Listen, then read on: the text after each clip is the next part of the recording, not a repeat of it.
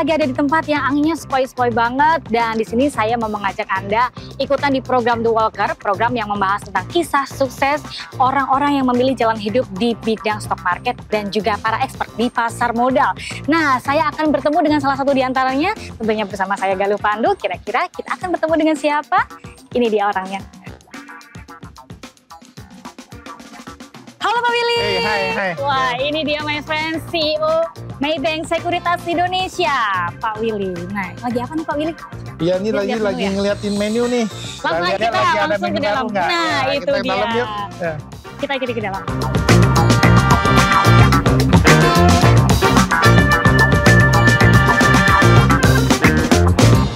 Oke. Pak Willy, tadi kita ngobrol-ngobrol di sana. Ya. Kabarnya Pak Willy gimana sih Pak? Baik, thank you. Ya. Pak, betulnya Pak Willy udah sering makan di sini ya? Iya, ini memang tempat favorit kita. Biasanya kan saya itu datang weekend bersama istri. Wah, ya, jadi kita suka sambil jalan. Setelah itu ya kita makan di sini. Tadi sering menghabiskan waktu sama keluarga juga ya. Di iya. balik di antara kesibukan Pak Willy yang mobilitas tinggi dan lain-lain gitu ya.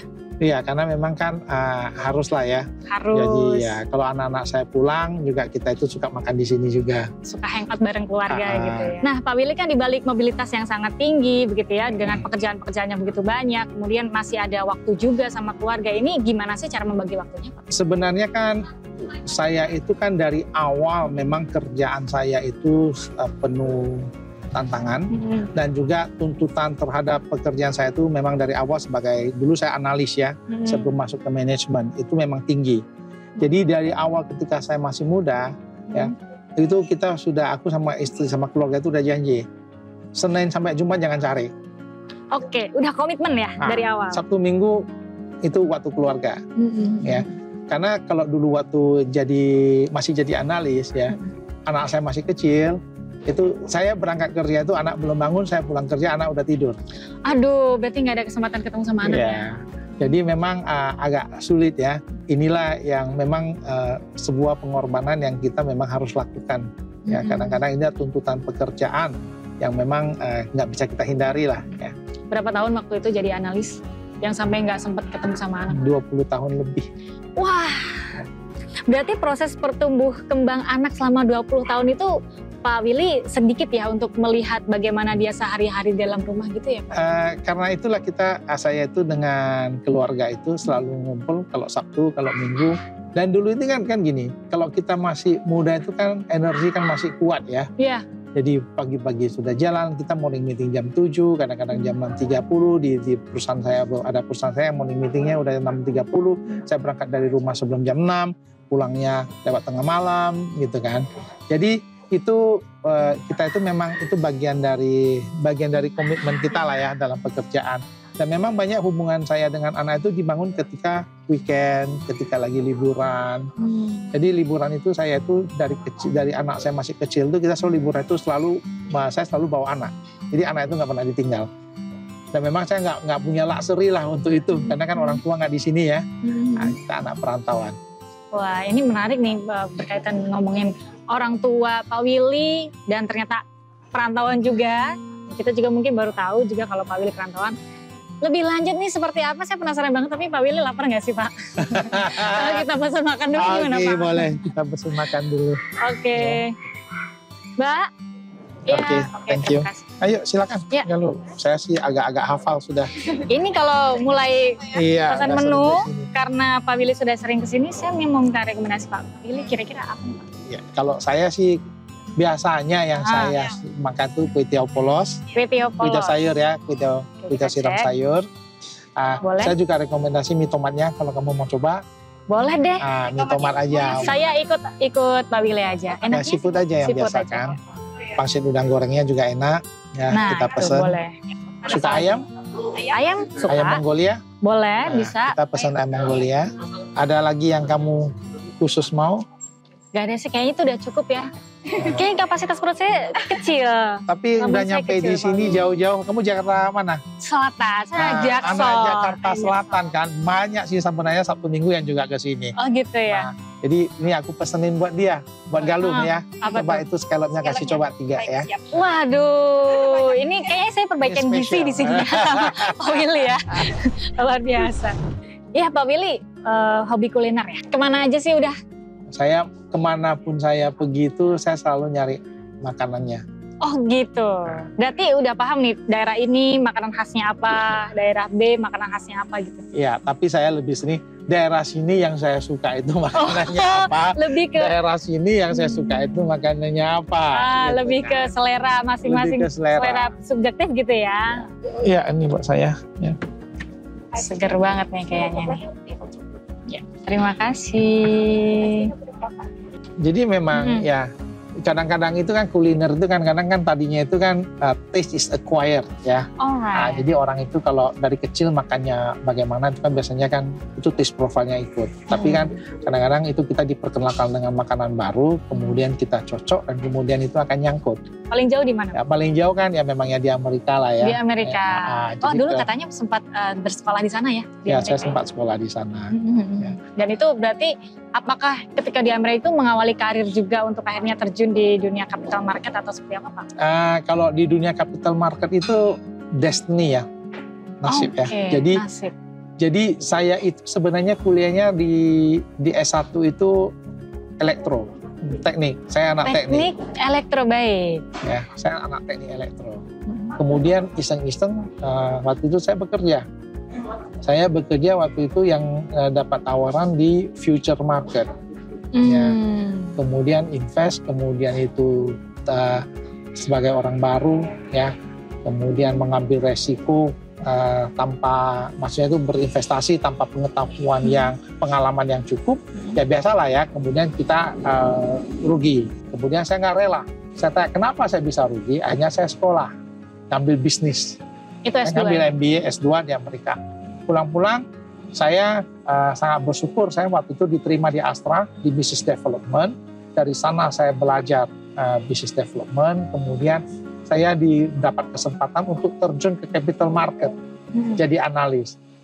Dan selama perjalanan saya 20 tahun di analis, mulai dari Schroders, mulai dari Standard Chartered, mulai dari berlanjut ke WI Card, kemudian ke CLSA.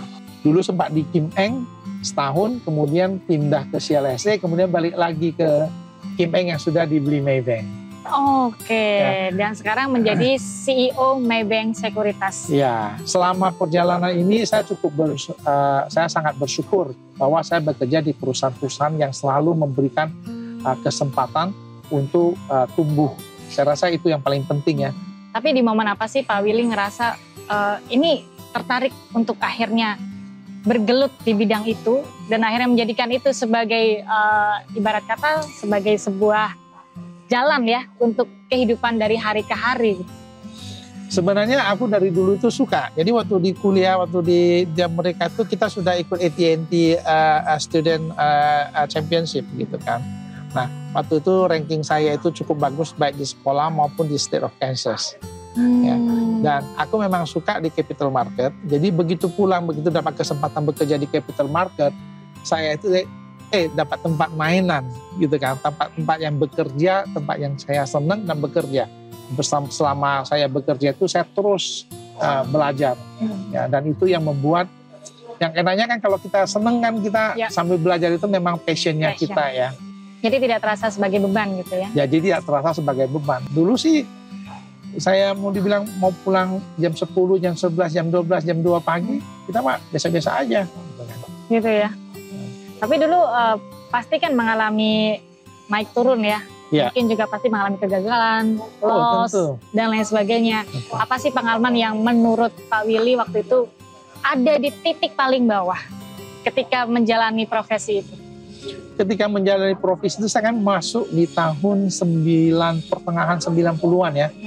Nah, itu saya masuk itu kan market lagi bullish tuh. Jadi apapun yang dibeli itu naik. Tapi kan saya nggak investasi kan. Kita kan sebagai analis kita kan cuma ini kan. Dan dulu waktu itu kan dana juga masih belum ada ya. Jadi yang kita tahu itu market itu selalu naik kan. Itu selalu bullish. Indonesia lagi tumbuh 7-8%, 9% gitu kan. Jadi market itu selalu naik. Kemudian datanglah krisis 98. Nah, itulah pertama kali kita analis-analis yang kita masih muda-muda itu dikasih lihat bahwa resiko itu ada. Yang kita pikir udah turun dan bisa turun lagi, dikasih lihat masih bisa turun lagi. Ya, jadi selalu dibilang bahwa saham itu dulu itu perusahaan itu ketika krisis hebat 98 memang investor-investor asing itu juga mencoba keluar dari Indonesia, tingkat ketakutan sangat tinggi ya. Tapi sejarah kan membuktikan sebenarnya bahwa tahun 98 tahun 99 itu bagi investor yang masuk pada tahun itu returnnya itu sangat luar biasa. Karena pada akhirnya di investasi di pasar modal ini kan sebenarnya adalah investasi terhadap perekonomian Indonesia, terhadap bisnis di Indonesia yang kita percaya akan mampu tumbuh dan berkembang ke depannya. Ya, jadi 98 itu adalah saat-saat yang paling susah tuh. Jadi antara 98 sampai 2002 itu di market itu analisnya tinggal dikit. Kita tim paling besar itu cuma 3 orang. Dan ya. Pak Willy adalah salah satunya. Saya salah satu yang tetap bertahan karena memang saya suka dengan ini.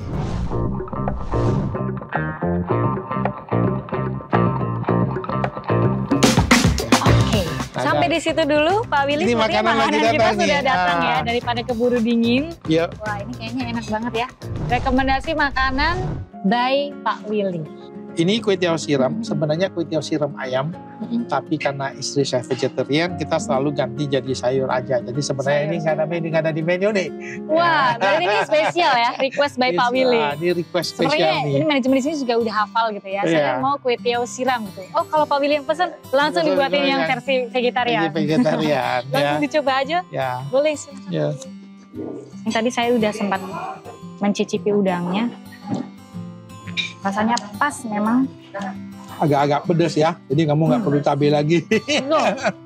Ngomong-ngomong anak rantau, katanya Pak Willy juga anak rantau tadi ya? Anak rantau. Oke, dari mana Pak? Saya anak kampung saya. Saya aslinya itu dari Kota Kisaran.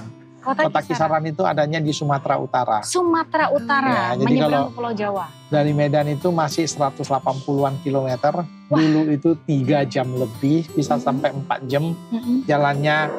Tapi sekarang Pak Jokowi lagi bangunin kita tol tuh, udah hampir nyampe ke kota saya. Jadi bisa lebih cepat ya? Ya, mudah-mudahan 2 jam tembus atau nggak nyampe 2 jam tembus. Wah, dari perjalanan itu Pak Willy sudah ada pencapaian, mungkin pencapaian pribadi atau achievement yang memang dicita-citakan dari dulu? Tapi kan sebenarnya kan gini ya, tadi kan saya bilang hidup saya itu kan seperti destiny ya.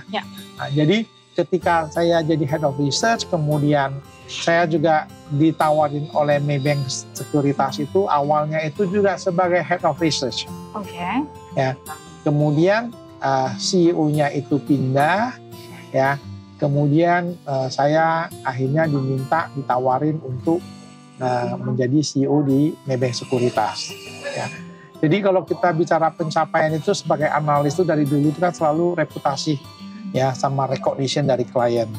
Apa yang bagi saya yang paling penting buat saya pencapaian saya selama ini adalah bahwa saya bisa memberikan value added yang baik kepada klien, kredibilitas saya terjaga, sehingga dari dulu itu kita itu selalu, jadi di analis itu kita ada namanya itu voting dari klien, baik internal client voting maupun external client voting. Jadi saya itu pernah di-voted, kita selalu bilang sebagai rated analyst, ya. Jadi di sektor-sektor tertentu, di market tertentu kita rated. Nah, saya itu rated. Dan kemudian setelah saya masuk menjadi head of research di Maybank, kita juga berhasil mengembangkan research-nya Maybank itu menjadi salah satu yang kuat di Indonesia. Oke. Ya.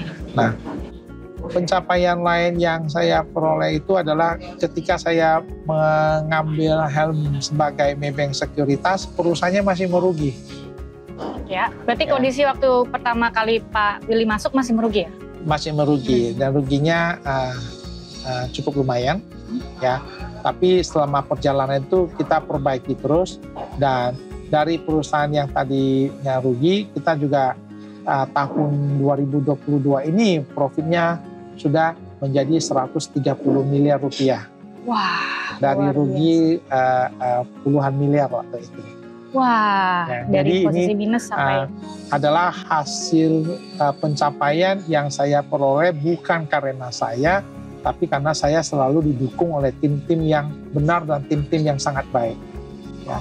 Jadi kerjasama dari seluruh karyawan dan tim perusahaan, baik dari sales sampai ke back office, itu yang menurut saya sangat penting sih, selalu membuat kerja itu enak, kerja itu semangat, dan kita itu, aku orang yang percaya bahwa kalau prosesnya benar, ya hasilnya itu pasti benar.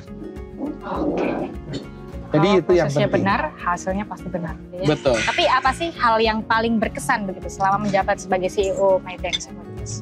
Satu adalah ketika kita mulai turnaround. Ya, kita mulai bisa membereskan semua tantangan yang dihadapi perusahaan.